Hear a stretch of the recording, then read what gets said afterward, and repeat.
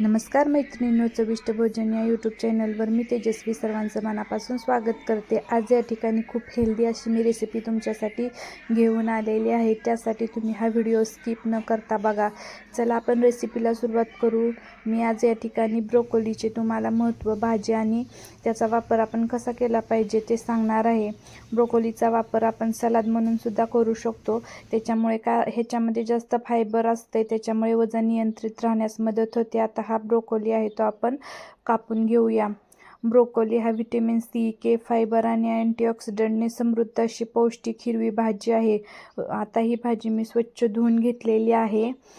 याच्यामध्ये रोगप्रतिकारक शक्ती वाढवणे, कर्करोगाचा धोका कमी करणे, पचनक्रिया सुधारणे, हृदयाचे आरोग्य उत्तम राखण्यास मदत होते। आता हा ब्रोकोली मी उकळून घेतलेला आहे आणि आपल्याला काय करायचं आहे, याच्यामध्ये छोटीशी प्लेट आहे ना ती झाकून ठेवायची आहे। ब्रोकोलीमध्ये सल्फोराफेन नावाचे संयुग असते जे कर्करोग पेशींची वाढ रोखण्यास मदत करते। आता ब्रोकोली आहे तो उकडून घेतलेले आहे, तुम्ही बघू शकता। यात भरपूर फायबर असल्याने पचन सुधारते आणि बद्धकोष्ठतेची ही समस्या दूर होते। नियमित सेवनाने कोलेस्ट्रॉल कमी होऊन हृदयाचे आरोग्य उत्तम राहते। आता ही भाजी बनवण्यासाठी मी इथं तुम्ही बघू शकता की लसूण, कांदा, टोमॅटो, कोथिंबीर ह्या सर्व लागणारं साहित्य चिरून घेतलं आहे। मी अगोदर चिरून घेतलं होतं। त्यानंतर कढईमध्ये मी तेल गरम करायला ठेवलेलं आहे। तेल गरम झालं की आपल्याला काय करायचं आहे, त्याच्यामध्ये सुरुवातीला आहे ती मोहरी टाकायची आहे। त्यानंतर आपण जिरे टाकूया। नंतर चवीनुसार आपल्याला हळद टाकायची आहे।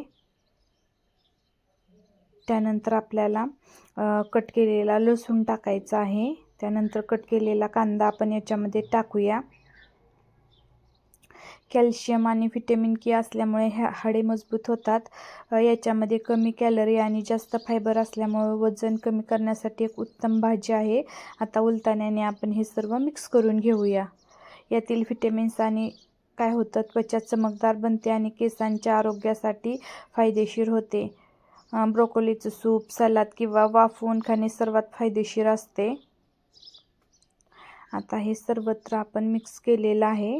नंतर मी कांदा भाजत आला की आपल्याला त्याच्यामध्ये टोमॅटो आणि कोथिंबीर मी टाकलेली आहे, थोडीशी कोथिंबीर टाकली आहे आणि ही पण आपल्याला व्यवस्थित असं परतून घ्यायची आहे।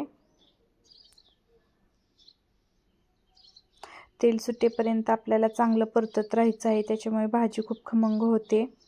ब्रोकोलीचं सेवन हे प्रत्येकाने करणं गरजेचं आहे। आता मी त्याच्यात तिखट टाकलेलं आहे। ब्रोकोली ही सहसा कधीतरच उपलब्ध होणारी भाजी आहे।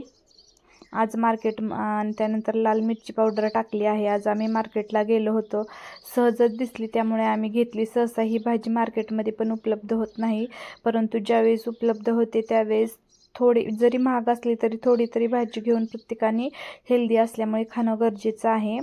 तेल सुटेपर्यंत आपण परतून घेऊ आणि अजून तेल सुटून शिजण्यासाठी मी एक छोटीशी प्लेट आहे त्याच्यावर झाकले आहे। तुम्ही बघू शकता मस्त असं मसाला भाजीत उतरला आहे आणि साईडनं तेल सुटलेलं आहे। आणि नंतर उलटण्याने अजून एकदा परतून घेतलेली आहे ही भाजी। या भाज्याला भाज्यांची राणी पण म्हटलं जातं। उन्हाळ्यात खाणे हे आरोग्यासाठी फार फायदेशीर असते। नंतर याच्यामध्ये मी मीठ टाकलं आहे, नंतर शेंगदाण्याचं कूट टाकलं आहे आणि ही वरून थोडी कोथिंबीर टाकलेली आहे। थोडीशी भाजी वाफवून घेतली होती ब्रोकोलीची, ते ब्रोकोलीचं पीस टाकलेलं आहे आणि एक प्लेट त्याच्यावर झाकून ठेवते, म्हणजे वाफेखाली अजून छान चव उतरेल आणि खूप चांगली शिजेल। हे बघा, आपली भाजी खूप छान अशी बनलेली आहे। आपली भाजी तयार झालेली आहे। खूप छान आणि खमंग अशी भाजी बनलेली आहे, आरोग्यासाठी खूप हेल्दी आहे।